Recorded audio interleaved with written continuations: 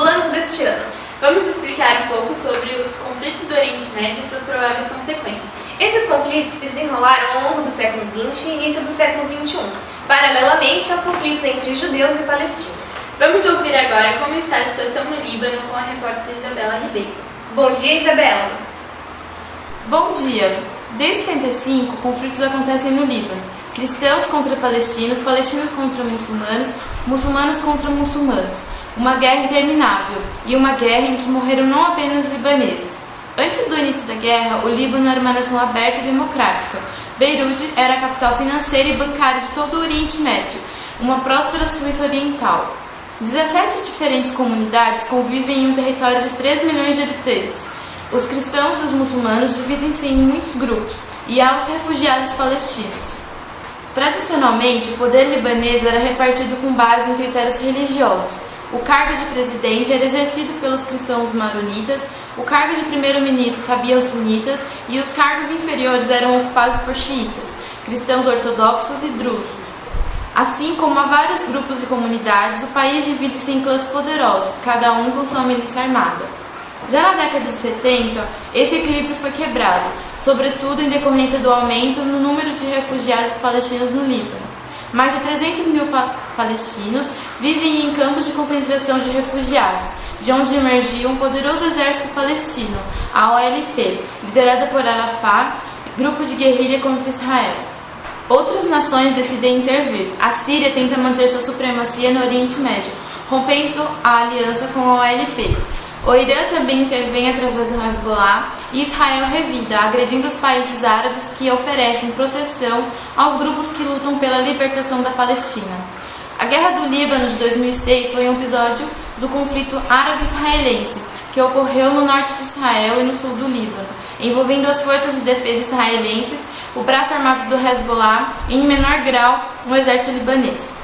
Após 30 dias de conflitos entre as partes, o Conselho de Segurança da ONU oficializou após alguns dias de discussão a resolução visando o fim das hostilidades entre o Hezbollah e o exército de Israel, bem como a retirada dos 10 mil soldados israelenses do território libanês, prevendo igualmente o envio de 15 mil capacetes azuis como reforço da missão ONU para a segurança ao longo da fronteira do sul do Líbano, com o auxílio de tropas do exército libanês.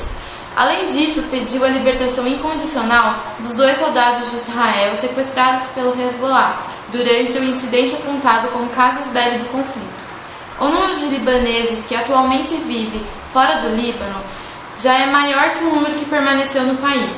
Esses libaneses estão longe, vivendo na esperança de que a paz volte a reinar e que possam afinal voltar para casa. Além disso, hoje no Líbano existem muitos confrontos civis, como se pode ver no vídeo a seguir, cedido pelo jornal Euronews de Portugal. O conflito da Síria está a alastrar ao norte do Líbano. Um contingente militar foi enviado para a cidade de Trípoli, junto da fronteira com a Síria, para tentar acabar com os combates entre sunitas, apoiantes da revolta síria, e alauítas, defensores do regime de Bashar al-Assad. Os combates com armas automáticas eclodiram no sábado e prosseguem este domingo. Pelo menos 3 pessoas foram mortas. Uma centena de jovens reuniu-se na entrada sul de Trípoli com bandeiras negras e bandeiras do símbolo da rebelião na Síria para reclamarem a libertação de um jovem de 27 anos, alegadamente detido por ligações com uma organização terrorista. O exército sírio retirou-se do Líbano em 2005 sob pressão da comunidade internacional, mas Assad mantém uma enorme influência no país através da guerrilha xiita do Hezbollah. Obrigada, Isabela. Importante destacar também as tensões referentes ao Irã e Iraque, os quais iniciaram uma guerra sangrenta por motivos religiosos e pela presença dos Estados Unidos no Oriente Médio. A guerra teve início em 1980 e fim parcialmente no ano de 1988. O principal motivo dessa guerra foi o interesse político e disputa territorial. O radicalismo xiita representou uma grande ameaça aos Estados Unidos e ao Iraque, principalmente no que diz respeito aos interesses econômicos e políticos, pois o Irã era o principal distribuidor de petróleo para o governo norte-americano. Tal fato que acabou quando o Irã tomou a decisão de romper as relações diplomáticas e econômicas com o fim do acordo firmado em 1975. O qual dizia a ascensão do território iraquiano Chatelará ao Irã, que em troca cederia assistência militar à minoria do Iraque. Os Estados Unidos, então, passou a apoiar o Iraque com o objetivo de propagar uma guerra que derrubava o regime islâmico. Porém, essa guerra nunca teve fim totalmente, pois tanto o Irã quanto o Iraque se consideravam rivais. Mas, em contrapartida, nos dias de hoje, o Iraque ajuda o Irã a contornar os embargos dos Estados Unidos por causa do seu programa nuclear. De acordo com o jornal New York Times, o país vizinho está contrabandeando petróleo e permitindo ao Teherã, por isso ajuda. Vamos ver agora uma entrevista com o professor Vitor, de Geografia, sobre a origem do conflito e a atual situação do Golfo Persa.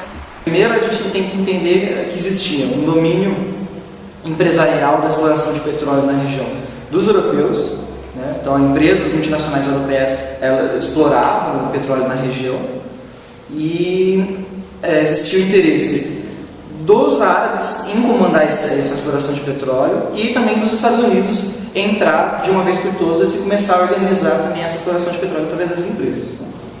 Então, no momento da Primeira Guerra no Golfo, você tem já as empresas europeias instaladas, tem a emergência do pan-arabismo, que é a União Árabe, um ideal de União Árabe, né, que vai ser liderado pelo Saddam Hussein, né, ele tinha esse interesse de liderar esse movimento para o ganho de poder e conseguir explorar essas jazidas de petróleo. E vai ter também a família Bush, né, que também é uma família tradicional no ramo de exploração de petróleo, de empresas e tudo mais.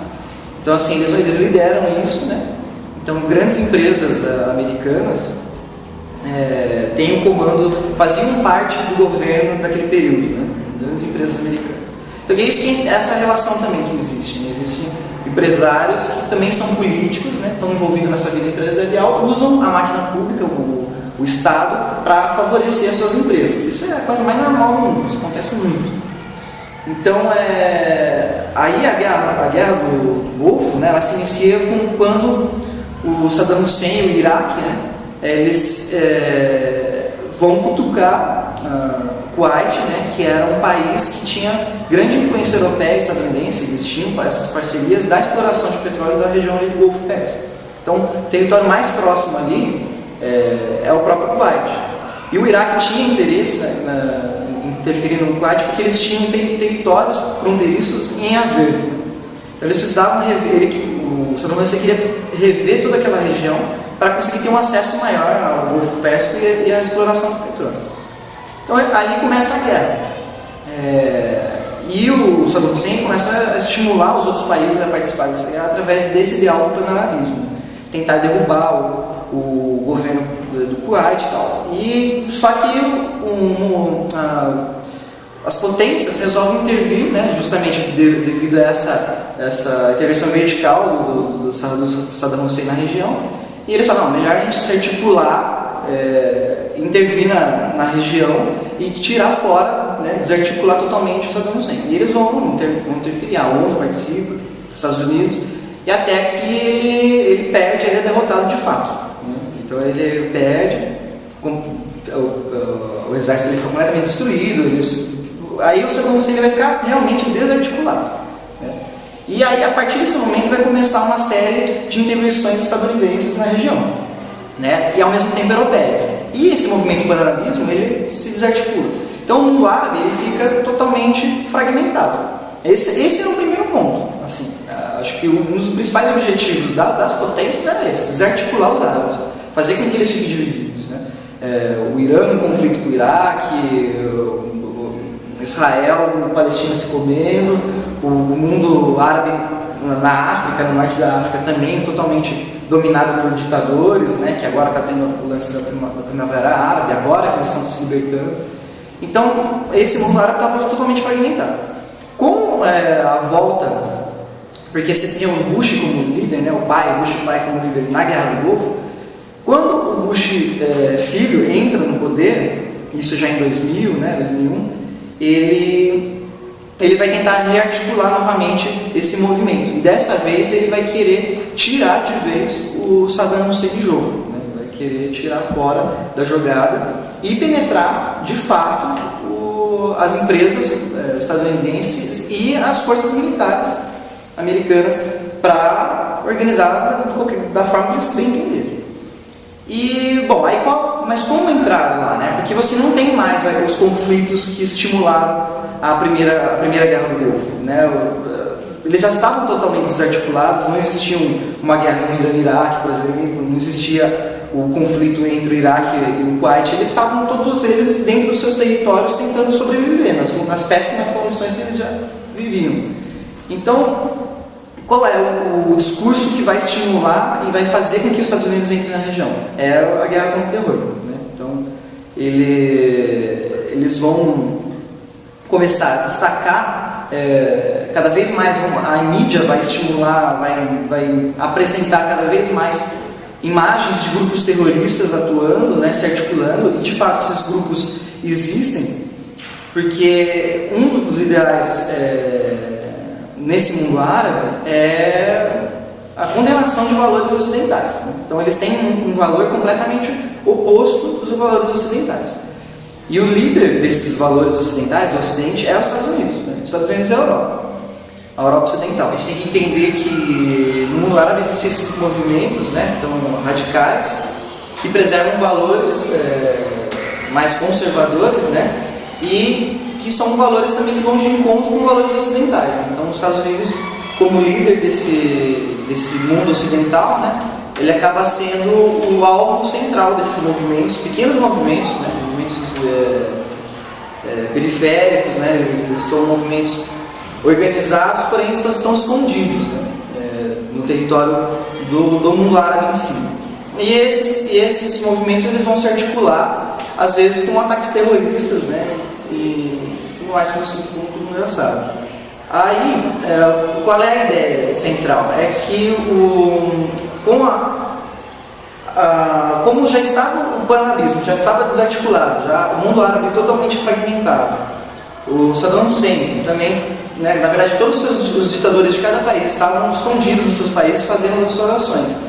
O mundo ocidental, os Estados Unidos, ele precisava de um motivo para conseguir retomar a política dele, a geopolítica estratégica na região. Bom, qual o motivo que a gente vai usar para conseguir voltar, né, ocupar esses territórios, né? Então, a princípio, eles vêm com a ideia da guerra contra o terror, né? Então, você tem um ataque de 11 de setembro. Então, o ataque de 11 de setembro ele é um evento que foi utilizado, independente do que ele foi, quem que atacou, quem não foi, quem não foi, ele foi um evento utilizado para alimentar o discurso da guerra contra o terror. Então, para ter o apoio da população. Afinal, o Bush ele vai declarar guerra aos terroristas, né, no caso a Al-Qaeda, e ele vai justificar que no Afeganistão, o Paquistão, o Afeganistão, eles são estados que financiam os grupos terroristas, são estados que representados por esses grupos terroristas, então por isso eles precisavam se infiltrar nesse território.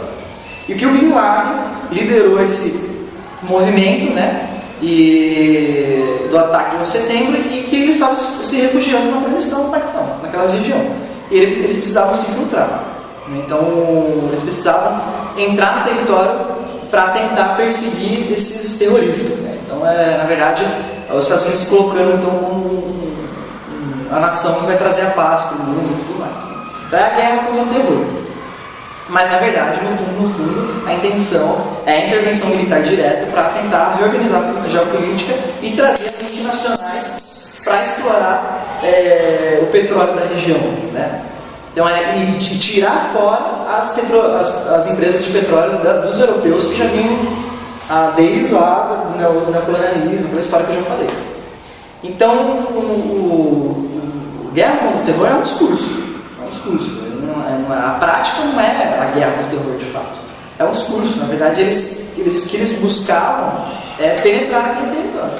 Então, a partir do momento que eles entram no Afeganistão, entram no Paquistão em 2001, né, eles levam então, o Afeganistão um território já totalmente desorganizado, porque já tinham sofrido uma guerra contra os soviéticos na década de 70, né, eles estavam totalmente destruídos, então eles vão, os Estados Unidos entram no território, né, e uma coisa que eu queria falar também é esse discurso da guerra contra o terror e da imagem do Bin Laden, de que existe um inimigo, é uma coisa para que a população apoie a intervenção militar estadunidense na região, né? Então, você precisa mobilizar tropas para lá, você precisa que tenha soldados, você precisa que as famílias cedam seus filhos para ir para lá, você precisa utilizar os impostos, gastos, né, o dinheiro público para investir nesse tipo de ação. E isso requer o quê? O apoio da população, é o mínimo. Então, a guerra contra o terror, né, então, usar aquele evento do 11 de setembro, né, mobilizar as pessoas, né, no sentido mais emotivo mesmo, né, você fala, nossa, que terror, que horrível foi isso, né, famílias inteiras perderam lá seus pais, tal. Então, eles conseguem, através desse discurso moralista, né, tudo mais, eles penetram na região. A partir da guerra então, do Afeganistão e do Paquistão, eles vão expandindo, né, e até que eles vão começar a articular a ideia de que existe um líder, né, que está tentando se articular na região, que tem armas de destruição em massa, que faz parte do eixo do mal. Então eles vão emendando uma coisa na outra, até chegar de novo e retomar o quê? O centro da Primeira Guerra do Golfo. Então eles foram, né, pelas glórias, foram até que eles chegaram lá. Uma coisa foi levando a outra, mas não faz sentido, não é o mesmo conflito, né? Então eles chegam, falam, nossa, não sentem arma de destruição em massa, assim, assado, e todos aqueles discursos do Bush, né? E eles vão, mesmo contra a ONU, contra a opinião pública do próprios nos Estados Unidos, contra as potências, né? A única que apoiou de fato os Estados Unidos nessa investida militar foi a Inglaterra, por causa do interesse econômico que existe entre as duas. E por que a França também não apoiou? Porque a França tinha as suas empresas de petróleo na região, sabia que ela ia ser perdendo. Mas ninguém pode justificar essas coisas sobre o seu interesse econômico que você tem na região. Por exemplo, eu, França, não posso virar e falar, não quero Estados Unidos lá porque minha empresa vai sair e eles vão colocar uma vez. Não podia. Então a ideia é o quê? É fazer que organizar, né, esses países centrais, a França, a Rússia, se organizar e tentarem barrar a entrada dos Estados Unidos. O que não aconteceu. Os Estados Unidos interviu de qualquer jeito, né, verticalmente, foi na região e, né, derrubou o Saddam Hussein, enforcaram o cara, né, igual na Idade Média mesmo. E aí, por isso a Segunda Guerra do Golfo é a continuação, né, o filho do Bush continuando no mesmo território, com o mesmo inimigo, né, e aí ele tira fora toda a articulação árabe, o poder árabe da região, de vez, e começa a trazer as multinacionais americanas para explorar o petróleo. Então esse é o grande foco da Guerra do Golfo, né? Então é um foco econômico. Na verdade é a mudança, né, de dominação. Sai a dominação europeia e entra os Estados Unidos. Então hoje ela é o reflexo da geopolítica global hoje, né, o que está acontecendo, né, que os Estados Unidos se articulando, ele é o grande líder, né? Então, a Europa ela perdeu o poder, já desde a Segunda Guerra ela vem perdendo o poder, né? E hoje ela tem plena crise, a Europa. Então mais ou menos essa a ideia. Só que tem essa dificuldade hoje dos Estados Unidos se articular, porque estão surgindo potências que estão batendo de frente, né? O Brasil bate de frente na América Latina, os Estados Unidos não faz mais o que quer na América Latina, porque tem o Brasil. E em outras regiões do mundo não faz, porque tem uma China, porque tem uma Rússia, e aí tem uma Índia que está batendo de frente.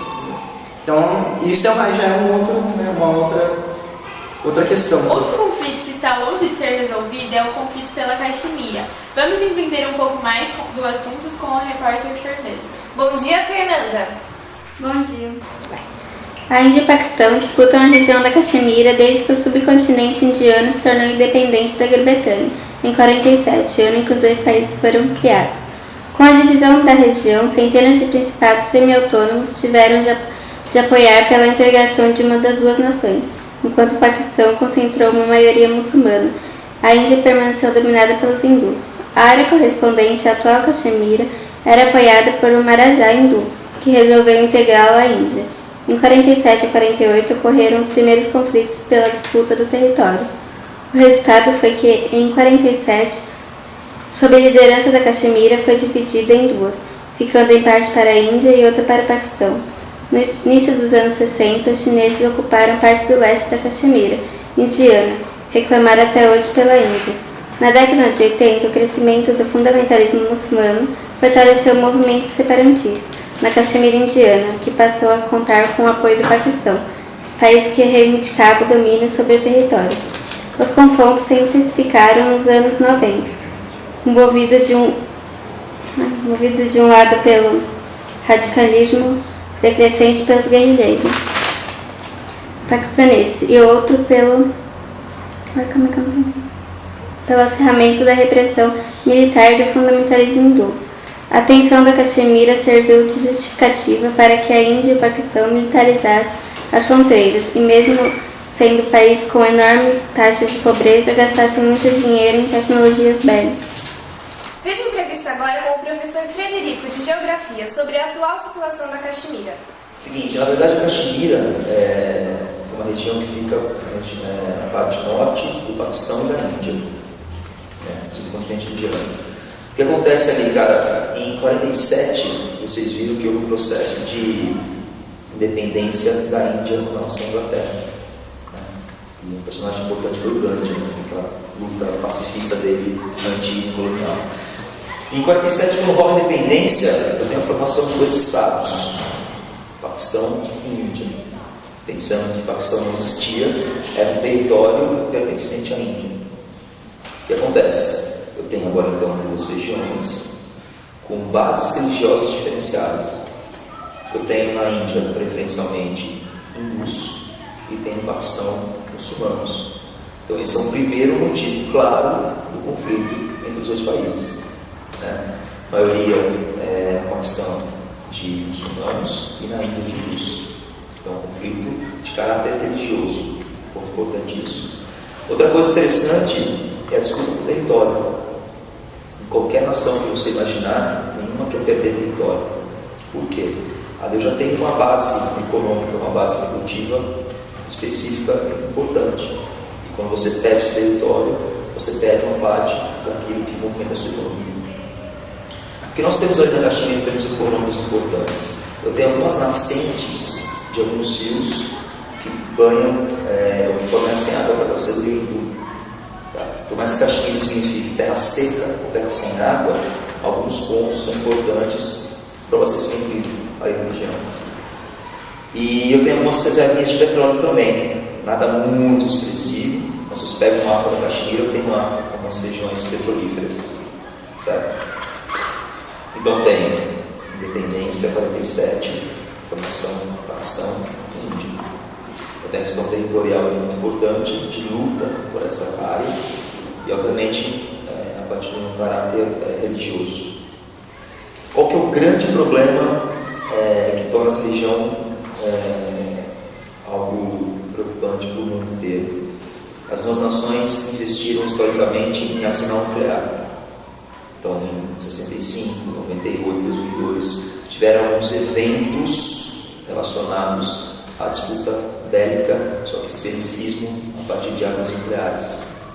Tanto é que em 95, 98, houveram alguns testes da Índia no território Caxemira e Paquistão no território da Caxemira, mostrando que, olha, Índia e Paquistão, os 2 se disputando, eu tenho armas nucleares, eu posso em qualquer momento atacar vocês. Então houve algumas reivindicações, alguns revides importantes com relação a isso.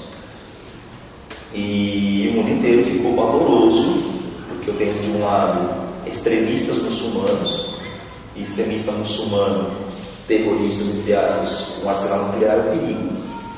E do outro lado nós temos o governo indiano, preocupado com a questão devido a esse arsenal nuclear paquistanês.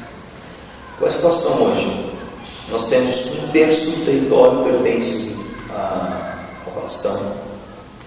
Uma parte do território pertence à China, 18% a 20%. Tá? E outra parte, a restante, a maioria, pertence à Índia. Hoje, em 2011, 2012, eu tenho processos de pacificação, então, de negociações para manter a situação como está.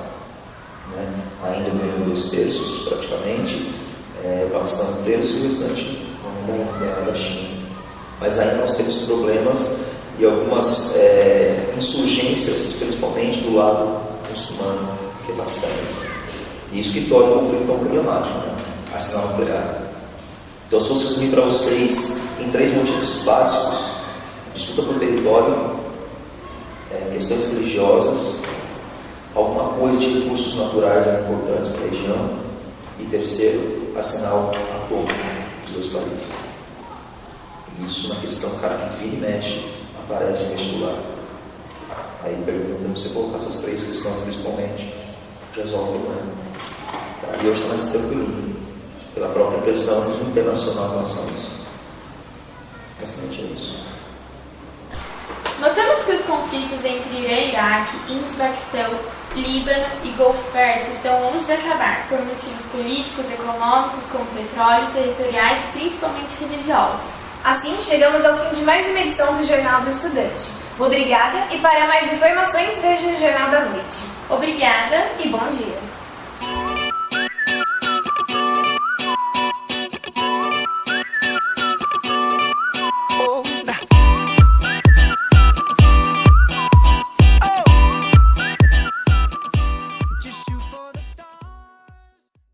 De 2012. Ai, gente, errei. Os conflitos se desenrolaram ao longo de 2000. Nossa! 2012. Começa de novo. Em contrapartida, A atual situação do Golfo. Gravando. Então vamos ver agora. Plano B. ninguém vai falar plano.